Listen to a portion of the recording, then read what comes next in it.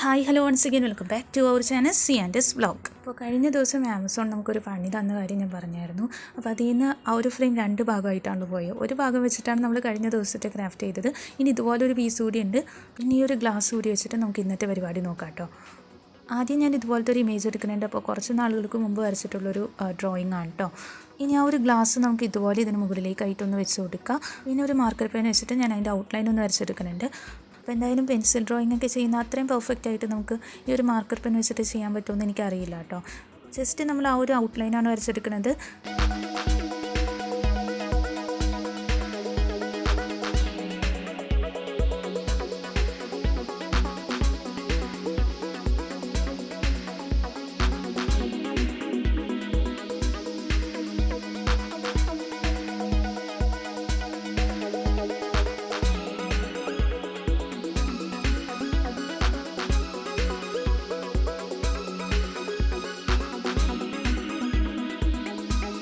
അങ്ങനെ ഒന്ന് ഔട്ട്ലൈൻ വരച്ചെടുക്കുമ്പോൾ ഇതുപോലെയാണ് കേട്ടോ കിട്ടിയേക്കണേ.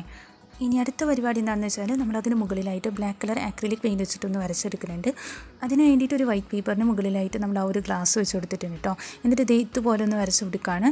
പിന്നെ ഇതേ രീതിയിൽ തന്നെ നമുക്കൊരു OHP ഷീറ്റിലായിട്ട് വരച്ചെടുക്കാൻ പറ്റും. അപ്പോൾ ഞാൻ പറഞ്ഞില്ല ആ ഒരു ഗ്ലാസ്സൊക്കെ കിട്ടിയതുകൊണ്ട് ഞാൻ ജസ്റ്റ് അതിലൊന്ന് ചെയ്ത് നോക്കിയതാണ്. പക്ഷേ ഫൈനൽ ലുക്ക് എനിക്കിഷ്ടമായി കേട്ടോ.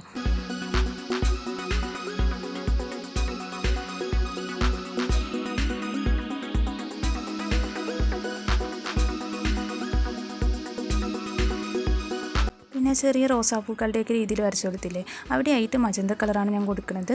ഡ്രോയിങ്ങിൽ ബ്ലൂ കളറായിരുന്നു കൊടുത്തത്. പിന്നെ നമുക്ക് ഇഷ്ടമുള്ള കളേഴ്സ് മാറ്റി മാറ്റി കൊടുക്കാമല്ലോ. അപ്പോൾ ഈ ഒരു പെയിൻറ്റിങ് ചെയ്ത് കൊടുത്തപ്പോൾ ഞാൻ ഈ ഒരു മജന്ത കളറാണ് എടുത്തത്.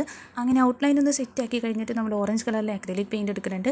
എന്നിട്ട് ഇതുപോലെ അവിടെ ഇവിടെയൊക്കെ ആയിട്ട് കുറേ ഡോട്ട് ഇട്ട് കൊടുക്കുന്നുണ്ട് കേട്ടോ. ഇപ്പോൾ ഏകദേശം പെയിൻറ്റിങ് കംപ്ലീറ്റ് ആയിട്ടുണ്ട് കേട്ടോ. അപ്പോൾ ഇതുപോലെയാണ് നമുക്ക് കിട്ടിയേക്കുന്നത്. പിന്നെ ഒന്നുകിലും നമുക്ക് ആ ഒരു വൈറ്റ് പേപ്പർ അടിയിലായിട്ട് ഒട്ടിച്ച് കൊടുക്കുക, എന്നിട്ട് അതൊന്ന് ഫ്രെയിം ചെയ്തെടുക്കുക കേട്ടോ. അല്ലാന്നുണ്ടെങ്കിൽ ഈ ഒരു രീതിയിൽ ട്രാൻസ്പെറൻ്റ് ആയിട്ടുള്ള ഒരു ഫ്രെയിമായിട്ട് വയ്ക്കാൻ പറ്റും. ഞാനിപ്പോൾ ഈ 2 രീതിയിലും അല്ല ചെയ്യാൻ പോകുന്നത്. നമ്മൾ ബ്ലൂ കളറിലെ ആക്രിലിക് പെയിൻറ്റ് എടുത്തിട്ടുണ്ട് കേട്ടോ. എന്നിട്ടിപ്പോൾ പെയിൻറ്റ് ചെയ്തേക്കുന്നതിൻ്റെ ഓപ്പോസിറ്റ് സൈഡിലായിട്ട് ഇതുപോലെ നമ്മൾ കംപ്ലീറ്റ് ആയിട്ട് ആ ഒരു ബ്ലൂ കളർ പെയിൻറ്റ് അടിച്ചു കൊടുക്കാം കേട്ടോ. പിന്നെ വേണമെങ്കിൽ സെയിം സൈഡിൽ തന്നെ അടിച്ചു കൊടുക്കുക. നല്ല രീതിയിൽ പെയിൻറ്റ് ഉണങ്ങി കഴിയുമ്പോൾ അതിന് മുകളിലായിട്ട് ഈ ഒരു ബ്ലൂ കളർ അടിച്ചു കൊടുത്താൽ മതി. പക്ഷെ എന്തോ എനിക്കത് കണ്ടപ്പോൾ അത്ര ഇഷ്ടമായില്ല. അതുകൊണ്ട് ഞാൻ അതിൻ്റെ ഓപ്പോസിറ്റ് സൈഡിലായിട്ടാണ് അടിച്ചു കൊടുക്കുന്നത്. അങ്ങനെ നമ്മുടെ പെയിൻറ്റൊക്കെ നല്ല രീതിയിൽ ഉണങ്ങിയിട്ടുണ്ട് കേട്ടോ. അപ്പോൾ ആ ഒരു ഇമേജ് ഇതുപോലെയാണ് കിട്ടിയേക്കുന്നത്. അപ്പോൾ കാണാനായിട്ട് നല്ല ഭംഗിയുണ്ട്. എനിക്ക് ഭയങ്കരമായിട്ട് ഇഷ്ടപ്പെട്ടു കേട്ടോ. നിങ്ങൾക്ക് ഇഷ്ടമായോ ഇല്ലേ എന്നുള്ളതൊന്ന് കമൻറ്റ് ചെയ്ത് പറയാം. പിന്നെ അതിൻ്റെ സൈഡിൽ കുറച്ച് പെയിൻറ്റ് ആയിട്ടുണ്ടായിരുന്നു, അതൊക്കെ ഞാനൊന്ന് തുടച്ച് മാറ്റി.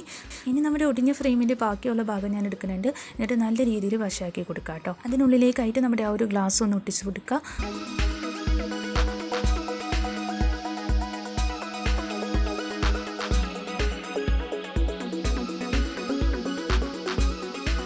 അപ്പോൾ അത്രയേ ഉള്ളൂ. ഇതുപോലൊരു ഫ്രെയിം ഞാൻ സെറ്റാക്കി എടുത്തിട്ടുണ്ട്. ആ ഒടിഞ്ഞ ഫ്രെയിം വെച്ചിട്ട് ഇതുപോലെ 2 ക്രാഫ്റ്റാണ് കേട്ടോ നമ്മളിപ്പോൾ ചെയ്തത്. അപ്പോൾ നിങ്ങൾക്ക് ഇഷ്ടമായില്ല എന്നുള്ളതൊന്ന് കമൻറ്റ് ചെയ്ത് പറയാം. പിന്നെ ഇഷ്ടമായിട്ടുണ്ടെങ്കിൽ ഒന്ന് ലൈക്ക് ചെയ്യാം കേട്ടോ. ചാനൽ സബ്സ്ക്രൈബ് ചെയ്യാത്തവരുണ്ടെങ്കിൽ ഒന്ന് സബ്സ്ക്രൈബ് ചെയ്യണേ. Thank you for watching.